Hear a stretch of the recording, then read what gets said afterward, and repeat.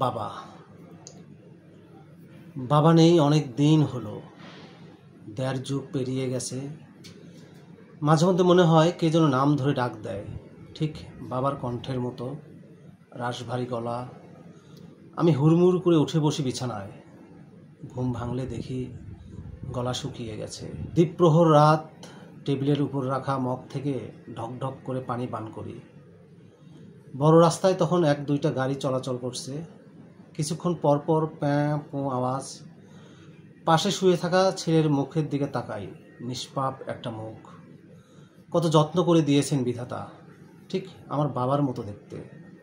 অজান্তেই চোখের সামনে ভেসে ওঠে বাবার মুখ। সেই মায়াময় হাসি মুখে যেন আমাকে ডাকছেন।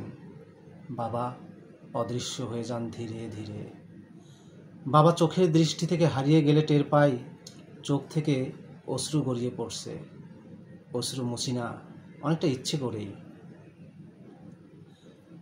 এভাবে প্রায় বাবা আসেন, পাশে বসেন, কথা বলেন। মন্ত্রমুগ্ধের মতো আমি শুনি, শুধু তাকে ছুঁয়ে দিতে পারি না আগের মতো। আমিও তো আমার সন্তানের বাবা, সেও কি আমার কথা মনে করে এভাবে রাত জেগে থাকবে? এমন করে গলা শুকিয়ে কাঠ হয়ে যাবে কি ওর? আমার বাবার মতো আমিও কি তাকে ডাকবো যখন সে বেভুল ঘুমিয়ে থাকবে? বাবা নেই, কিন্তু তার ছোঁয়া লেগে আছে বাড়ির সব জায়গায়। এই যে আমার শাহাদাত আঙ্গুল, যে আঙ্গুলটি বাবা তার হাতের মুঠোয় পুড়ে নিয়ে আমায় টেনে নিয়ে বেড়াতেন।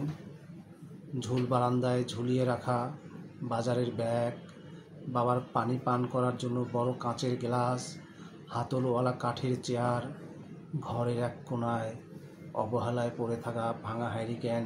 ৩ ব্যাটারির লাইটটিও আছে, কাঠের ডান্ডাওয়ালা ছাতাটিও আছে, আছে বাবার হাতের লাঠিটাও। সব কিছুতেই তার হাতের পরশ লেগে আছে, শুধু তিনি নেই। তবু বাবা আছেন।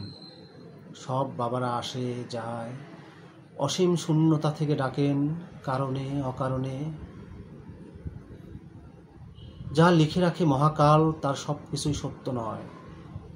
মাকে দেখেছি বাবা চলে যাওয়ার পর অভিমানের কাঁটা গলায় নিয়ে দাঁড়িয়ে থাকেন সদর দরজায়।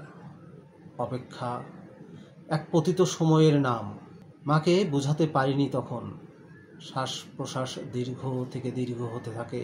মনে রাখিস, মৃত্যুতে মানুষের মুক্তি আসে, বা বলতে পারিস মৃত্যুর আরেক নাম হলো মুক্তি। বাবা বলেছিলেন এভাবেই। অথচ আমরা ক্রমশ বন্দী হয়ে যাই বাবার ছায়ার ভেতর। সমস্ত দুপুর জুড়ে এখন থই থই রোদ। বাবা যেখানে বসতেন সেই কাঁঠাল গাছের ছায়াটাও উধাও। ঘুন পোকা খেয়েছে তার জলচৌকিটাও। হাতের লাঠিটিরও কোনো খোঁজ নেই দীর্ঘদিন। সবুজের ছাদে এখন বিরান ভূমি।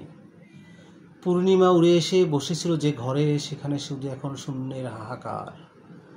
হায় রুদ্রপথ, তুমি কেমন করে রপ্ত করেছ বশীকরণ মন্ত্র। হাওয়া ঘরে এখন কালশিটে মেঘ। বাবার মস্ত বড় অভিমান। কত বছর কেটে গেছে, দেখা নেই কথা নেই, অথচ আমরা সবাই কেমন দিব্যি আছি, বেঁচে আছি দিব্যি। খাচ্ছি, ঘুরছি, ঘুমাচ্ছি।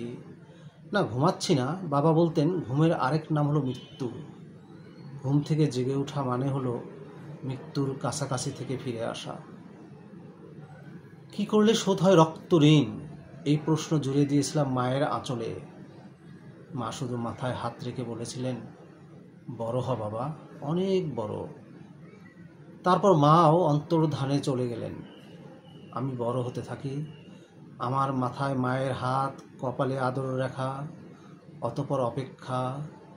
নাতি দীর্ঘ বছর, মায়ের হাত আর সরে না মাথার উপর থেকে। আমি কি তবে বড় হইনি আজও?